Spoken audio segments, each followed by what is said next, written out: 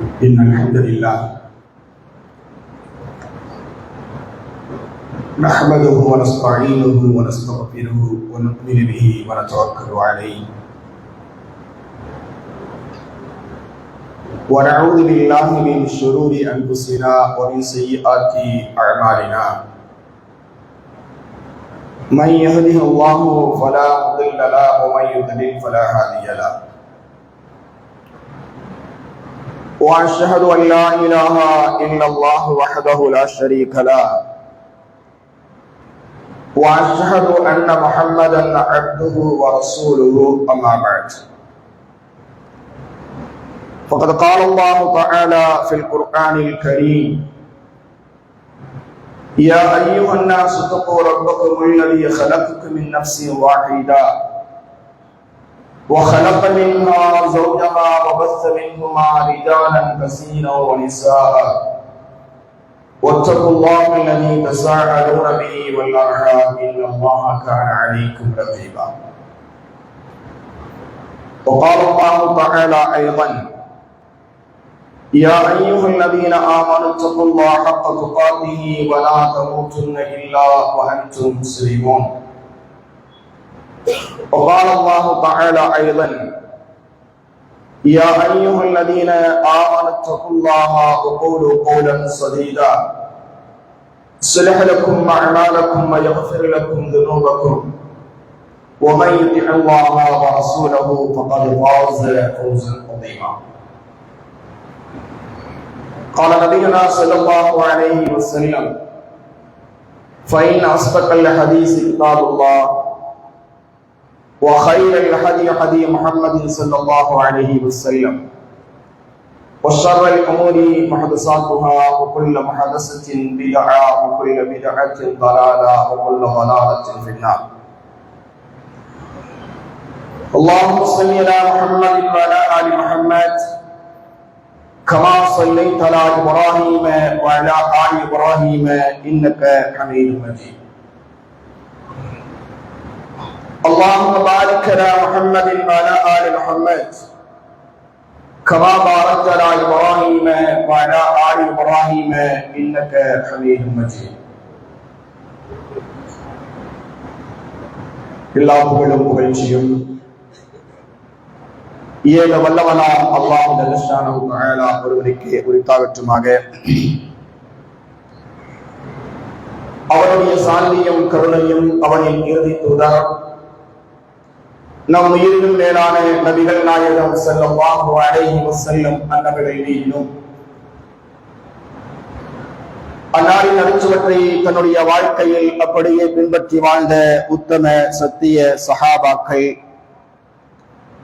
தாபியீன்கள், தவழச்சாரியங்கள், உலகத்தில் வாழக்கூடிய முஸ்லிமான ஆண் பெண் நல்லடியார்கள் அனைவர்கள் மீதிலும் குறிப்பாக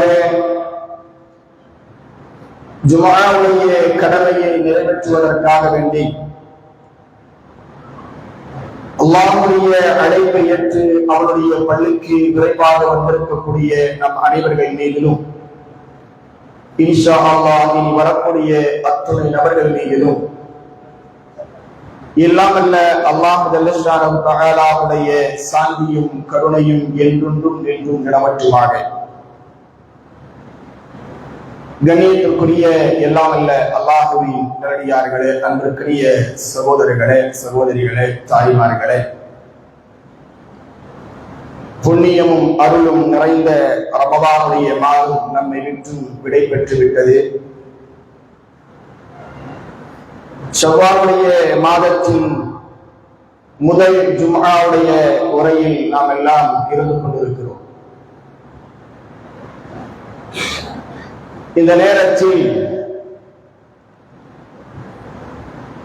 ரமலானுடைய மாதத்தில் நாம் எப்படிப்பட்ட பயிற்சிகளை மேற்கொண்டோமோ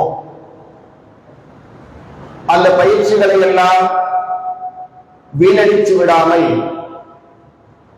அதை மற்ற மாதங்களிலும் செவ்வையாக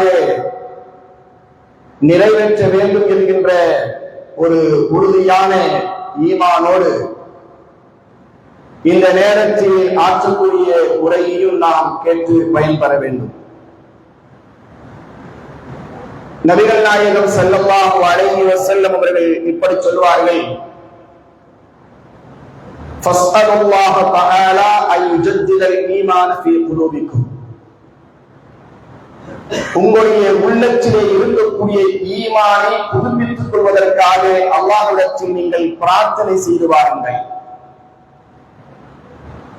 உங்களில் ஒருவருடைய ஆடை எப்படி பழையதாகி விடுகிறதோ அதே போன்று உங்களுடைய ஈமானும் பழையதாகி பலவீனம் அடைந்துவிடும். இதுதான் யதார்த்தம். நம்முடைய ஈமான் பலமாக ஆக வேண்டும் என்று சொன்னால், பலவீனமான ஈமான் பலமாக ஆக வேண்டும் என்று சொன்னால், அல்லாஹ்விடத்தில் அந்த ஈமான் பலம் அடைவதற்காக நாம் பிரார்த்தனை புரிந்து வாழ வேண்டும் என்பதாக நபிகள் நாயகம் ஸல்லல்லாஹு அலைஹி வஸல்லம் சொல்றாங்க. அந்த அடிப்படையில் நாம் ரமதானுடைய மாதத்தில் பல்வேறு பயிற்சிகளை மேற்கொண்டோம். தக்வாவை மேற்கொண்டோம், இஹ்லாஸை மேற்கொண்டோம், தான தர்மங்களை மேற்கொண்டோம், கோபத்தை அடக்கிக் கொண்டோம். இன்னும் பல்வேறு காரியங்களில் நாம் ரமதானுடைய மாதத்தில் பல்வேறு பயிற்சிகளை மேற்கொண்டோம். அந்த பயிற்சிகள் எல்லாம் இன்ஷா அல்லாஹ் இனி வரக்கூடிய அத்தனை மாதங்களிலும் அவை நம்மோடு ஒற்றி இருக்க வேண்டும். அந்த அடிப்படையில் இன்றைய ஜுமாவுடைய உரையில் ஈமானை அழகுபடுத்தக்கூடிய நற்பண்புகள் அல்லது நற்காரியங்கள் என்கின்ற ஒரு தலைப்பின் கீழ் ஒரு சில விஷயங்களை இந்த நேரத்தில் எனக்கும் உங்களுக்கும் நினைவுபடுத்திக் கொள்ளலாம் என்று நான் ஆசைப்படுகிறேன். பொதுவாக நாம் கேட்காத உரைகள் இல்லை,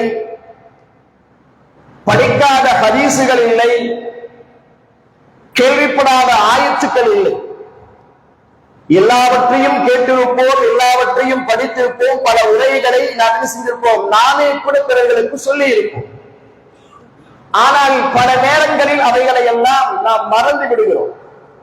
அப்படி மறக்க கூடாது என்பதற்காகத்தான் ஒவ்வொரு ஜும்மாவுடைய தினத்திலும் நம்முடைய ஈமானை புதுப்பித்துக் கொள்வதற்காக ஜும்மா ஹுத்பா பிரசங்கம் செய்யப்படுகிறது.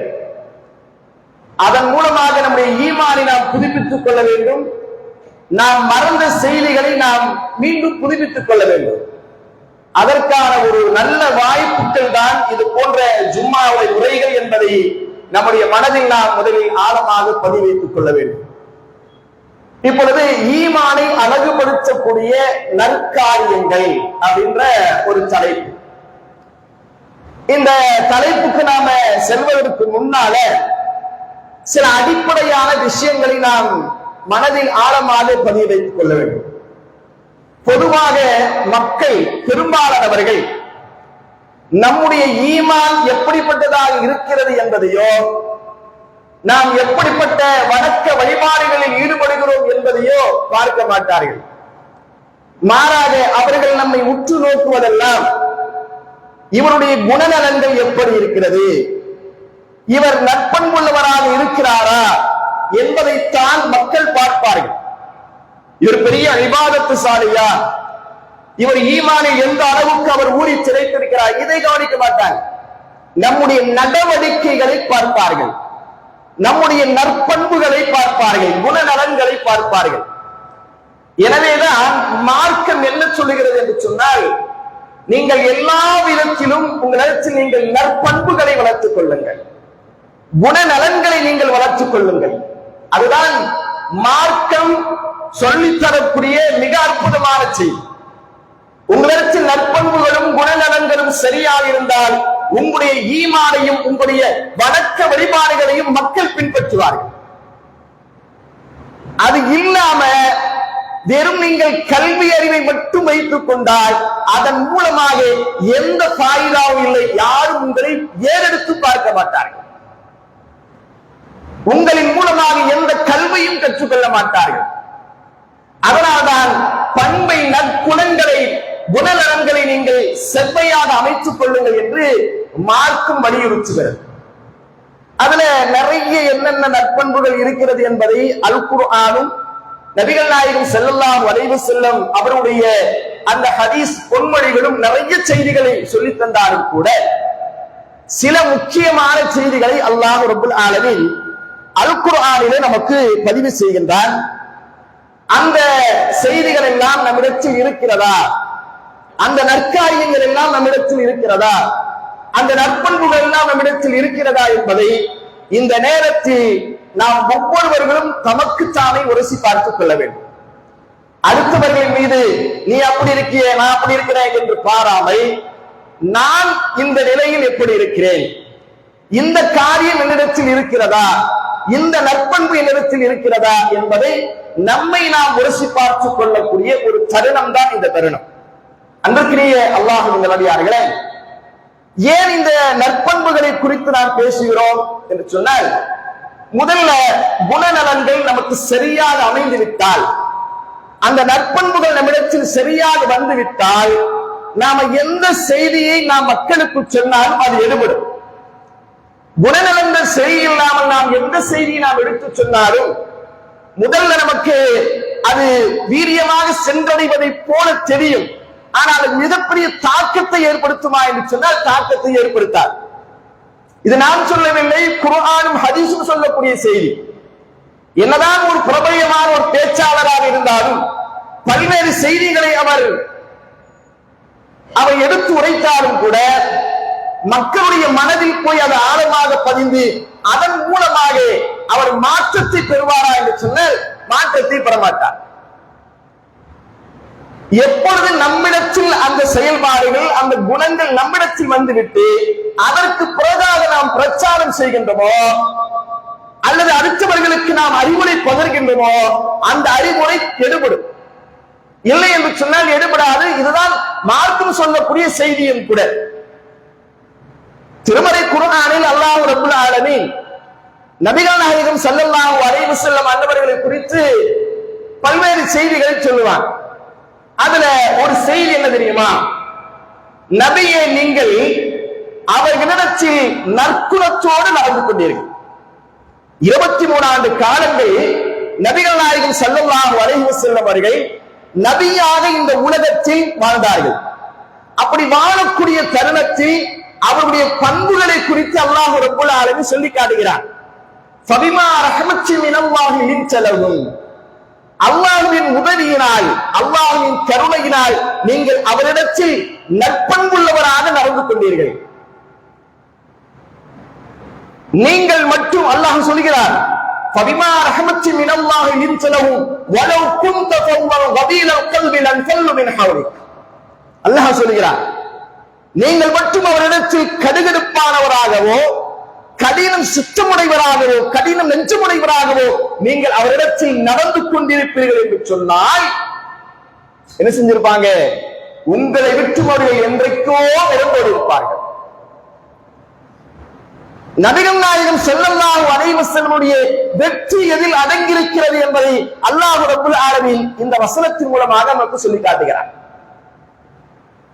எந்த மக்காவை விட்டும் விரட்டடிக்கப்பட்டார்களோ, ஹிஜ்ரத் சென்றார்களோ மதீனாவிற்கு, மீண்டும் அந்த மக்காவை வெற்றி கொள்வதற்கு உண்டான வாய்ப்பை எதன் மூலமாக அல்லாஹ் ஏற்படுத்தி தந்தார் என்று சொன்னால் அல்லாஹ் குர்ஆனில் குறிப்பிடுகிறார், நீங்கள் சகிப்புத்தன்மையுடையோராக நீங்கள் இருந்தீர்கள். அந்த மக்களை எல்லாம் நீங்கள் அரவணைத்தீர்கள். அந்த மக்களோடு நீங்கள் கடுகடுப்பானவராக நடந்து கொள்ளவில்லை. எப்படிப்பட்ட மக்கள் அதுதான் மிக முக்கியம். நபிகள் நாயகம் ஸல்லல்லாஹு அலைஹி வஸல்லம் அவர்கள் எப்படிப்பட்ட மக்களோடு வாழ்ந்தார்கள்? அறியாமை என்னும் சேற்றிலே அழுந்தி, மூட நம்பிக்கை என்னும் உடைநாட்டத்தில் மூழ்கி, ஆளுக்கு ஒரு கடவுள் நாளுக்கு ஒரு தெய்வம் என்ற அச்சமற்ற அறியாமை சித்தாந்தத்தில் இருந்து கொண்டிருந்த அந்த மக்களுக்கு மத்தியில் தான் நபிகள் நாயகம் ஸல்லல்லாஹு அலைஹி வஸல்லம் தன்னுடைய குணத்தின் மூலமாக நற்பண்பின் மூலமாக ரசூலுல்லாஹி ஸல்லல்லாஹு அலைஹி வஸல்லம் மிகப்பெரிய வெற்றி வாகை சொல்லினார்கள். அதுதான் முக்கியம். அதனால்தான் அல்லாஹ் ரப்பல் ஆலமீன் அவர்களை சிலாகித்து கூறுகின்ற பொழுது சொல்கிறான், வஇன்னக லஅலா குலுகின் அதீம். நபியே, நீங்கள் மகத்தான நற்குணத்தின் மீது இருக்கிறீர்கள். ரசூலுல்லாஹி ஸல்லல்லாஹு அலைஹி வஸல்லம் அவர்களை எல்லாவற்றிலும் பின்பற்றக்கூடிய நாம் நற்குணத்தினுடைய விஷயத்தில் நாம் அவர்களை பின்பற்றுகிறோமா? கொஞ்சம் உரசி பாருங்கள். ரசூலுல்லாஹி ஸல்லல்லாஹு அலைஹி வஸல்லம் அவர்கள் அல்லாஹ்வுடைய தூதர் என்று ஒப்புக்கொண்டிருக்கிறோம். அவர்கள் தான் நமக்கு எல்லாவற்றிற்கும் ரோல் மாடல் என்று நாம் ஒப்புக்கொண்டிருக்கிறோம். அவர்கள்தான் முன்மாதிரி என்று அல்லாஹ் அல் குர்ஆனில் அழுத்தமாக பதிவு செய்கிறானே, அப்படிப்பட்ட முன்மாதிரிக்கு சொந்தக்காரரான ரசூலுல்லாஹி ஸல்லல்லாஹு அலைஹி வஸல்லம் அவருடைய நற்பண்புகள் நம்மிடத்தில் இருக்கிறதா? அவர்களுடைய குணநலன்களில் ஒரு பகுதியாவது நம்மிடத்தில் இருக்கிறதா? அவர்கள் மக்களிடத்தில் எப்படி நடந்து கொண்டார்கள்? தன்னுடைய குடும்பத்தார்களிடத்தில் எப்படி நடந்து கொண்டார்கள்? மாற்று மதத்தவர்களோடு எப்படி நடந்து கொண்டார்கள்? இதையெல்லாம் சிந்தித்து நாம் அந்த நற்பண்புகளோடு நடந்து கொள்கிறோமா என்பதை நாம் கொஞ்சம் நம்மை உரசி பார்ப்பதற்கு கடமைப்பட்டிருக்கிறோம் சகோதரர்களே. ரசூலுல்லாஹி ஸல்லல்லாஹு அலைஹி வஸல்லம் அவர்கள் இந்த உலகத்திற்கு நபியாக அனுப்பப்பட்டார்கள். எதற்காக நபியாக அனுப்பப்பட்டார்கள்? அவர்கள் கூறக்கூடிய ஒரு செய்தி என்ன தெரியுமா? ரசூலுல்லாஹி ஸல்லல்லாஹு அலைஹி வஸல்லம் அவர்களே கூறக்கூடிய ஒரு செய்தி, நான் எதற்காக இந்த உலகத்தில் அனுப்பப்பட்டேன்? இன்னமா புஇஸ்து, ரசூலுல்லாஹி ஸல்லல்லாஹு அலைஹி சொல்றாங்க, இன்னமா புஇஸ்து லிஉதம்மிம மகாரிமல் அக்லாக். ரசூலுல்லாஹி ஸல்லல்லாஹு அலைஹி சொல்றாங்க, நான் நபியாக இந்த உலகத்தில் அனுப்பப்பட்டதெல்லாம் நற்பண்புகளை பரிபூர்ணப்படுத்துவதற்காகத்தான்.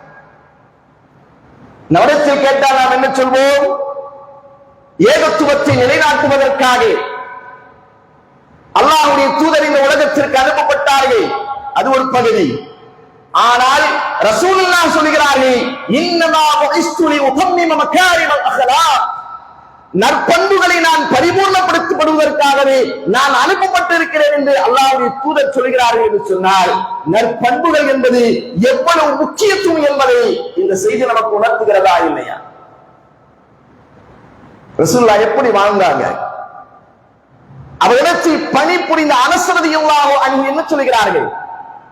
ஹதம்து நபிய ஸல்லல்லாஹு அலைஹி வஸல்லம் 10 சினீன், நான் 10 ஆண்டுகள் அல்லாஹ்வுடைய தூதருக்கு பணிவிடை செய்திருக்கிறேன், ஹிதமத் செய்திருக்கிறேன். ஒரு தடவை கூட அவர்கள் என்னை சீ என்று வார்த்தையால் அவர்கள் உபயோகப்படுத்தவே இல்லை. நம்மள்ட்ட ஒரு ஆள் ஒரு 10 நாள் வேலை செய்தாலே நம்முடைய குணத்தை பற்றி அவர்களுக்கு தெரிந்துவிடும். நம்முடைய குணநலன்களை குறித்து அவர் அப்படியே சொல்லி விடுவார், அவராங்க ரொம்ப மோசமானவருங்க அப்படின்னு.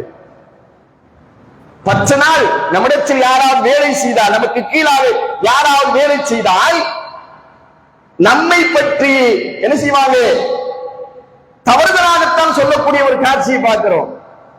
ஆனா ரசூலுல்லாஹ்வுக்கு 10 ஆண்டுகள் பணிவிடை செய்திருக்கிறார் அனஸ் ரலியல்லாஹு அன்ஹு அவர்கள். ஆனால் ஒரு தடவை கூட ரசூலுல்லாஹி ஸல்லல்லாஹு அலைஹி வஸல்லம் அவர்கள் என்னை பார்த்து சீ என்ற வார்த்தையை அவர்கள் பயன்படுத்தவில்லை. ஏன் இப்படி செய்தார், ஏன் இப்படி செய்திருக்க கூடாது என்று கூட கடிந்து கொண்டதில்லை அப்படின்னு சொல்றாங்கன்னா, அவங்க எந்த அளவுக்கு நற்பண்போடு தனக்கு கீழ் வேலை செய்யக்கூடியவர்களுக்கு கூட நடந்து கொண்டார்கள் என்ற செய்தி நமக்கு உணர்த்துகிறதா இல்லையா? அன்பானவர்களே, நாம நற்பண்புகளை லேசாக எண்ணிவிடக் கூடாது. நம்முடைய குணநலன்களுக்கு எப்படிப்பட்ட அந்தஸ்து நமக்கு கிடைக்கும்? ரசூலுல்லாஹி ஸல்லல்லாஹு அலைஹி வஸல்லம் அவர்கள் சொன்ன ஒரு செய்தி ஹதீஸில் இடம்பெறுவதை நாம் பார்க்கிறோம். ரசூலுல்லாஹி ஸல்லல்லாஹு அலைஹி சொல்றாங்க, இன்ன மின் அஹப்பிக்கும் இலைய வ அக்ரிபிக்கும் மின்னி மஜ்லிஸன் யௌமல் கியாமா அஹாசினுக்கும் அக்லாகா. ரசூல் ஸல்லல்லாஹு அலைஹி சொல்றாங்க, நிச்சயமாக உங்களில் ஒருவர், நிச்சயமாக உங்களில் எனக்கு மிகவும் பிரியமானவர் யார் என்று கேட்டால், அதோடு நிப்பாட்டிக்கல, மறுமை நாளில் சபையால் எனக்கு மிகவும் நெருக்கமானவர் யார் என்று கேட்டால், அஹாசினுக்கும் அக்லாகா, உங்களில் நற்பண்பு மிக்கவர் தான் ரசூல் ஸல்லல்லாஹு அலைஹி வஸல்லம். ரசூலுல்லாஹ்வுக்கு பிடித்தமான நபர், மறுமையில் ரசூலுல்லாஹ்வுக்கு மிக நெருக்கமான நபர் யார்? யாரிடத்தில் அந்த நற்பண்புகள் இருக்கிறதோ அவர்கள் தான் ரசூல் ஸல்லல்லாஹு அலைஹி வஸல்லம். அப்ப நம்ம தொழுகிறோம், நோன்பு வைக்கிறோம், ஸகாத் கொடுக்கிறோம், இன்ன பிற அமல்களை எல்லாம் செய்கிறோம். அதெல்லாம் அல்லாஹ்வுக்கு செய்ய வேண்டிய இபாதத்துகள், அதையெல்லாம் நாம் செய்கிறோம். ஆனால் பிற மனிதர்களோடு நாம் நடந்து கொள்ளக்கூடிய விதம் இருக்கிறது, அது எப்படிப்பட்டதாக இருக்கிறது? அதுல நாம தவறு செய்து விட்டால் மறுமையில் தப்பிக்க முடியாது. அல்லாஹ்வுக்கு செய்ய வேண்டிய கடமைகளில் நாம் குறைவை ஏற்படுத்தி விட்டாலும் கூட அல்லாஹ் நாடினால் அதை மன்னித்து விடுவானே. சக மனிதர்களுக்கு நாம் ஏதாவது தவறு செய்து விட்டால், சக மனிதர்களுக்கு நாம் ஏதாவது துரோகம் செய்து விட்டால், சக மனிதர்களுக்கு நாம் ஏதாவது மோசடி செய்து விட்டால், அவர்களை வசீமாறி விட்டால் மறுமையின் நிலை என்ன? யோசித்து பார்த்தோமா? தொழுகிறோம், நோன்பு வைக்கிறோம், தொழுகையாளை நோன்பாளி என்றெல்லாம் பெருமை பாராட்டிக் கொள்கிறோம். ஆனால் சக மனிதனுக்கு செய்ய வேண்டிய கடமைகளில் நாம் எவ்வளவு சாதாரணமாக நடந்து கொள்கிறோம். ரசூலுல்லாஹி ஸல்லல்லாஹு அலைஹி வஸல்லம் சஹாபாக்களை பார்த்து சொல்லுவாங்களே, சஹாபாக்களை பார்த்து சொல்வார்களே, அத்ததுரூன மல் முஃப்லிஸ், அத்ததுரூன மல் முஃப்லிஸ். முஃப்லிஸ் என்று சொன்னால் யார் என்று உங்களுக்கு தெரியுமா? முஃப்லிஸ் வார்த்தை நல்லாக நன்றாக கவனியுங்கள். முஃப்லிஸ் என்பதற்கு திவாலாகி போனவர் என்று பொருள், ஒன்றும் இல்லாமல் போனவர் என்று பொருள். அது ரசூலுல்லாஹி ஸல்லல்லாஹு அலைஹி வஸல்லம் சஹாபாக்கள் மத்தியிலே கேட்கிறாங்க, அத்ததுரூன மல் முஃப்லிஸ், முஃப்லிஸ் என்று சொன்னால் யார் என்று உங்களுக்கு தெரியுமான்னு கேட்கிறாங்க. சஹாபாக்கள் இந்த உலகத்தை வைத்தே பதிலளிக்கிறார்கள். யாருக்கு திருகங்களும் தீனார்களும் இல்லாமல் போய்விட்டதோ அவர்கள் தான் முஃப்லிஸ், அவர்கள் தான் திவாலாகி போனவர்கள். நம்மிடத்தில் கேட்டாலும் நாம் அப்படித்தான் சொல்லுவோம். ஒருவரை பார்த்து திவாலாகி போனவர் சொல்ல பெரிய பிசினஸ் பண்ணாரு, நிறைய டர்ன் பண்ணாரு, ஆனா திடீர்னு பார்த்தா லாஸ் ஆகி ஒண்ணும் இல்லாம அடுத்த வேலைக்கு லாட்டரி அடிக்கிறார் அப்படின்னு சொல்லுவா இல்லையா? அல்லது மஞ்சள் நோட்டீஸ் விட்டவர் என்றெல்லாம் சொல்லுவோம். ஒன்றும் இல்லாமல் மஞ்சள் நோட்டீஸ் கொடுத்தவர் அப்படின்னு சொல்லுவோம். இதுதான் முஃப்லிஸ், இதுதான் திவாலானவர். இதே கருத்தை சஹாபாக்களும் சொல்லுகிறார்கள். இப்போ ரசூலுல்லாஹி ஸல்லல்லாஹு அலைஹி வஸல்லம் சொன்னாங்க, ரசூல் ஸல்லல்லாஹு அலைஹி வஸல்லம் சொன்னாங்க, இல்ல, என்னுடைய உம்மத்தில் முஃப்லிஸ் என்பவன் யார் தெரியுமா? என்னுடைய உம்மத்தில் முஃப்லிஸ் என்பவன் யார் தெரியுமா? அவன் மறுமையில் வருவான். எப்படிப்பட்டவனாக வருவான் தெரியுமா? தொழுகையோடு வருவான், நோன்போடு வருவான், ஜகாத்தோடு வருவான், ஹஜ்ஜோடு வருவான், இன்னும் பிற அமல்களை எல்லாம் சுமந்து கொண்டு வருவான். மக்கள் எல்லாம் அவனை பார்க்கின்ற பொழுது நிச்சயமாக இவன் சொர்க்கவாசிதான் என்று மக்களே நினைக்கக்கூடிய அளவிற்கு நிறைய அமல்களை சுமந்து கொண்டு வருவான்.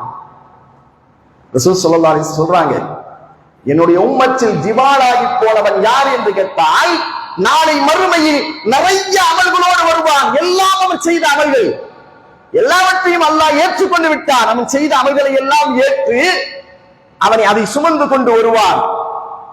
கன்ஃபார்ம் இவனுக்கு தெரிஞ்சிடும், மனிதர்களுக்கே தெரியும், பா எவ்வளவு நல்ல அமல்களை செஞ்சிருக்கிறான், இவனுக்கு அல்லாஹ் சொர்க்கத்தை தராம வேற யாருக்கு சொர்க்கத்தை தர போறான் அப்படி நினைக்கக்கூடிய அளவிற்கு அவ்வளவு நன்மைகள் அவனிடத்தில் இருக்கும். மாலிகி யௌமித்தீன், தீர்ப்பு நாளின் அதிபதி, தீர்ப்பை சொல்ல துவங்குவான். அப்பொழுது விசாரணை நடைபெறும். அந்த விசாரணையின் பொழுது சில மக்கள் வருவார்கள், சில மனிதர்கள் வருவார்கள், அவனை பற்றி பேசுவார்கள் அல்லாஹ்விடத்தில், யா அல்லாஹ், யா அல்லாஹ், இவன் எனக்கு இந்த நேரத்தில் இந்த இடத்தில் இவ்வளவு கடனை வாங்கினான், கடனை திருப்ப அடைக்காமலே இவன் மரணத்தை எழுதிவிட்டான், எனக்கு கடன் தரணும், கடன் வாங்கினா திருப்பி தரல, அதற்கான எந்த முகாந்திரத்தையும் அவன் அமைச்சு கொடுக்காமல் இறந்து விட்டான், இப்ப அவன் எனக்கு கடனாளி, என்ன செய்ய போற? அல்லாஹ்ட்ட கேட்பான் மனுஷன். அல்லாஹ் பார்த்த மாலிகி யௌமித்தீன் ஆச்சு, தீர்ப்பு நாளின் அதிபதியாச்சு, அந்த தீர்ப்பு சரியா சொல்லணுமே. அல்லாஹ் பார்ப்பான், அவன் ஏதாவது காசு இருக்குமா, பொருளாதாரம் இருக்குமா, பொருளாதாரத்தை வாங்கி இந்தப்பா உன் கடனை அடைச்சுக்க என்று சொல்ல முடியுமா? இல்லையே, ஒன்னும் கிடையாது அங்க. அதனால அல்லாஹ் குர்ஆன்ல சொல்றான், وأنفقوا مما رزقناكم سرا وعلانية من قبل أن يأتي يوم لا بيع فيه ولا خلال. எந்த விதமான பேரமோ எந்த விதமான நட்புகளோ பயனளிக்காத அந்த நாள் வருவதற்கு முன்னால் அல்லாஹ் உங்களுக்கு வழங்கியதிலிருந்து நீங்கள் தாராளமாக செலவு செய்யுங்கள் என்று, அல்லாஹ்வுடைய பாதையில் தாராளமாக நீங்கள் செலவு செய்யுங்கள் என்று சொல்கிறாரே, அப்படிப்பட்ட எந்த விதமான நட்பும் எந்த விதமான பேரமும் முடியாத அந்த நாள்ல போயிட்டு கடன் கொடுத்தவன் திரும்ப வந்து கேட்டானா கொடுக்க முடியுமா? அல்லாஹ் பார்ப்பான். மீண்டும் சிலர்கள் வருவார்கள், யா அல்லாஹ், இவன் என்னை அநியாயமாக அவதூறு கூறிவிட்டான், தெரிந்தோ தெரியாமல் என் மீது இவன் அவதூறு கூறிவிட்டான், யா அல்லாஹ், நான் அவனால் மிக அளவுக்கு பாதிக்கப்பட்டேன். மனுஷன் போய் அல்லாஹ்ட்ட இப்படி சொன்னா அல்லாஹ் பார்ப்பான். அவன் எவ்வளவு பெரிய தொழிலாளி, எவ்வளவு பெரிய தொழுகையாளி, எவ்வளவு பெரிய நோன்பாளி, என்ன தான தர்மங்கள் எல்லாம் செஞ்சிருக்கிறான் அப்படின்னு சொல்லி அல்லாஹ் பார்த்து அவன் அப்படியே விட்டுற மாட்டான். என்ன செய்வான் தெரியுமா? அப்படியா? அல்லாஹ்வுக்கு தெரியாமல் அல்ல, அல்லாஹ்வுக்கு தெரியும் எல்லாம். அல்லாஹ் நம்முடைய உள்ளங்களில் ஓடக்கூடிய என்ன ஓட்டங்களையும் கண்ணாடியில் பார்ப்பதை போன்று பார்த்து கொண்டிருக்கக்கூடிய வல்லமை பெற்றவன் அல்லாஹ். அந்த அல்லாஹ்வுக்கு ஒன்றும் தெரியாமல் அல்ல.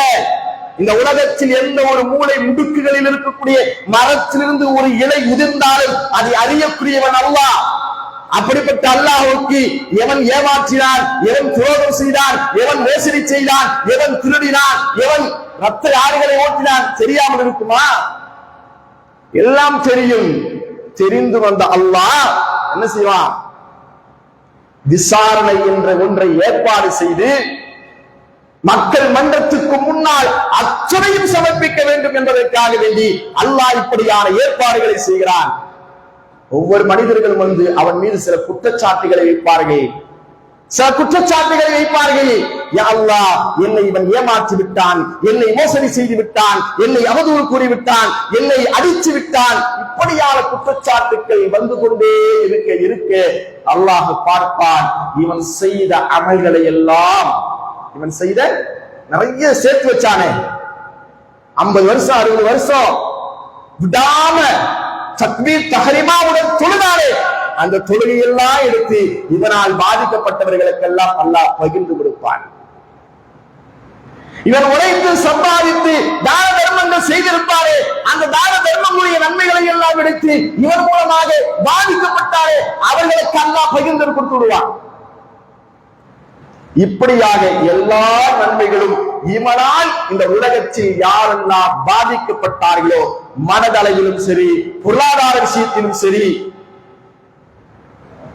எந்த விஷயமாக இருந்தாலும் சரி, இவனால் யாரெல்லாம் பாதிக்கப்பட்டார்களோ அவர்களுக்கு, அவன் கெட்டவனாக இருந்தாலும் சரி, அவன் கெட்டவனாக இருந்தாலும் சரி, இவனால் யாரெல்லாம் பாதிக்கப்பட்டார்களோ அவனுக்கு இவனுடைய நற்குறியை எல்லாம் எடுத்து அல்லாஹ் அவர்களுக்கு கொடுத்து விடுவான்.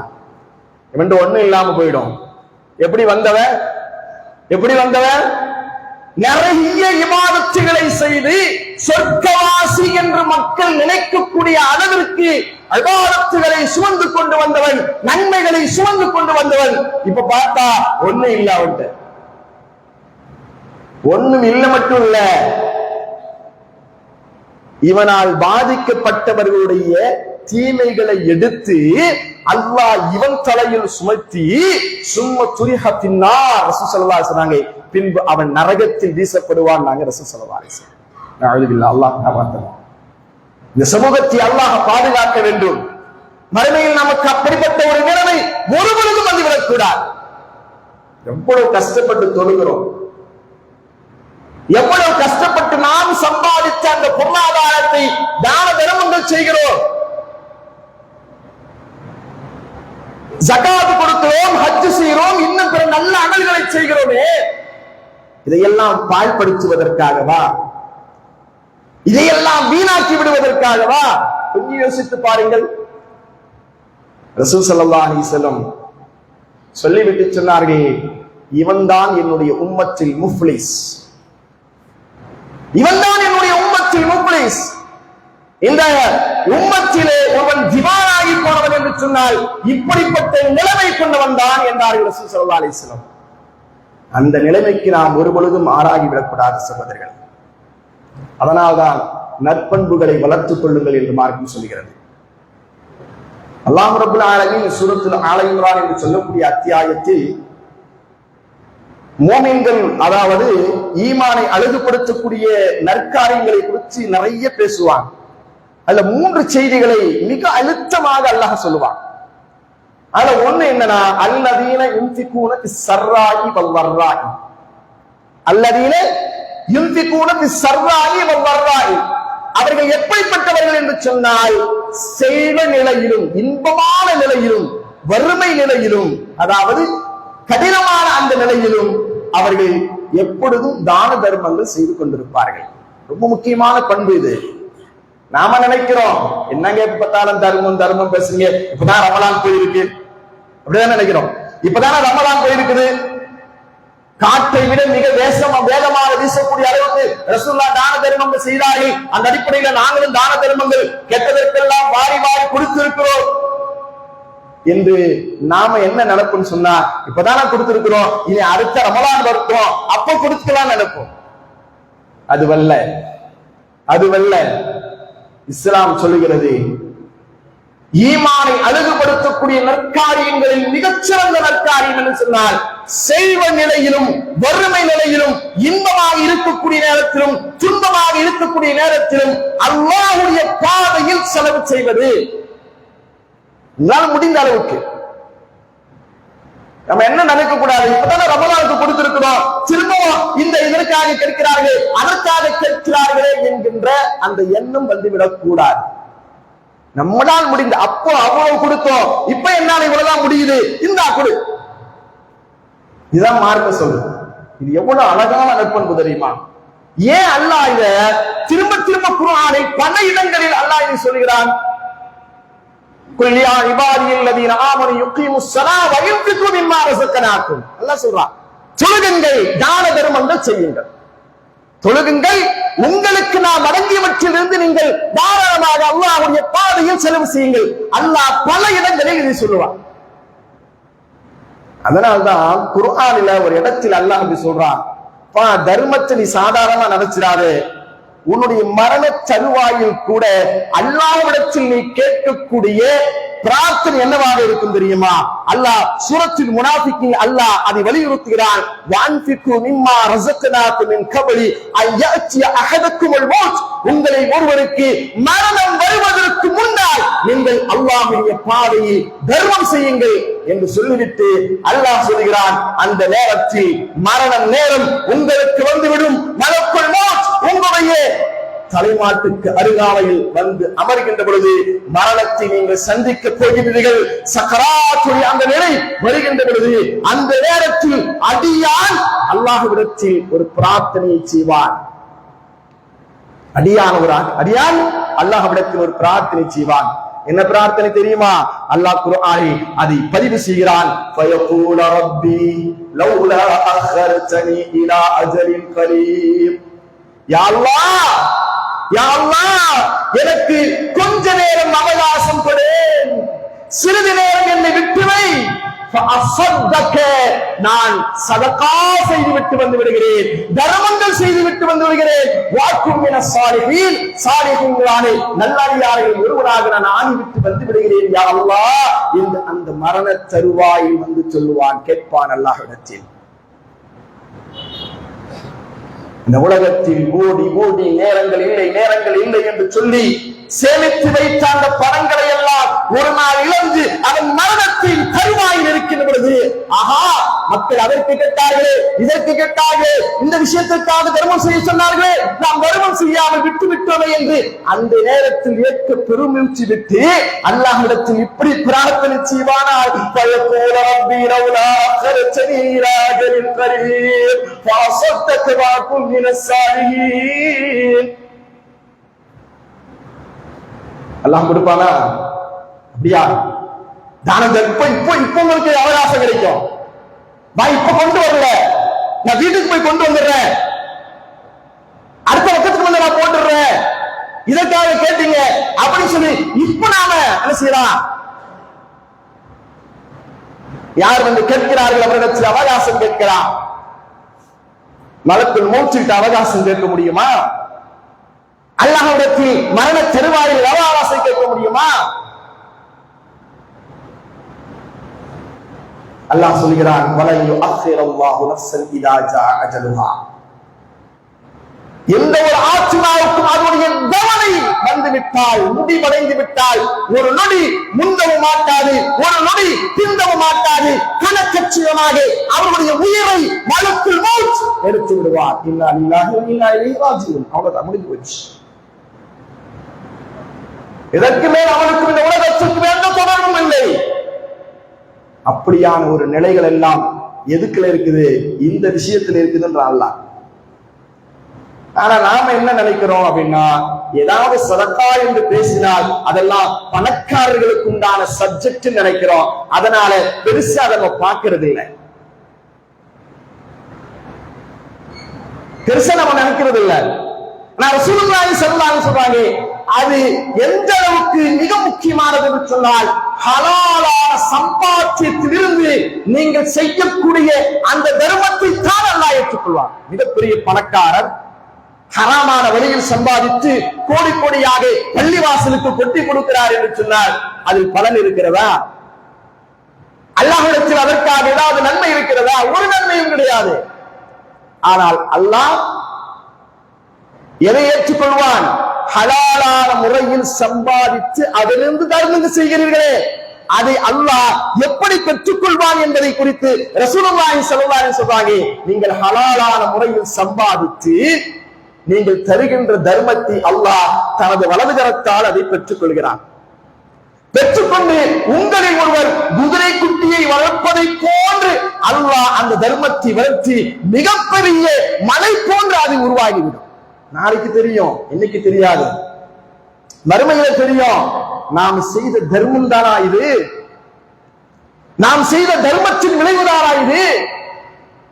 ஒற்றை வரியில் சொல்வதாக இருந்தால், தர்மம் என்பது, சதக்கா என்பது, அல்லாஹ்வுடைய பாதையில் செலவு செய்வது என்பது மறுமைக்கு உண்டான முன்னேற்பாடு, மறுமைக்குரிய முன்னேற்பாடு தானே தவிர வேறொன்றும் அல்ல. மறுமைக்காக நம்ம முன்னேற்பாடா என்ன செஞ்சிருக்கிறோம்? நம்ம இந்த வாழ்க்கையில ஃபியூச்சர் நல்லா இருக்கணும் என்பதற்காக வேண்டி எதையாவது ஒரு இதுல டெபாசிட் பண்ணி வைக்கிறோமா இல்லையா?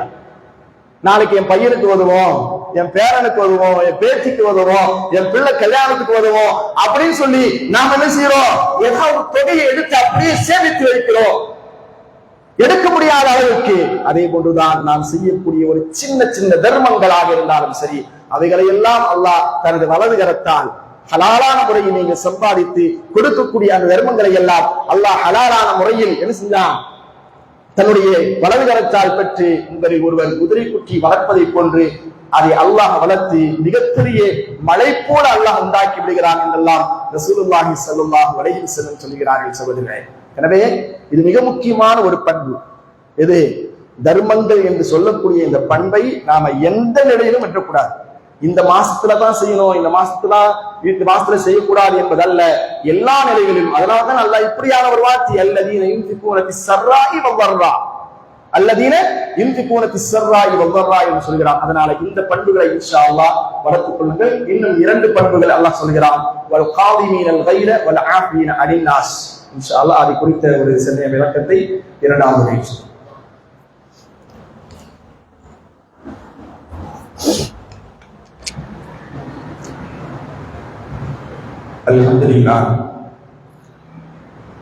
الحمد لله رب العالمين والعاقبة للمتقين والصلاة والسلام على نبينا محمد وعلى آله وصحبه ومن تبعهم بإحسان إلى يوم الدين.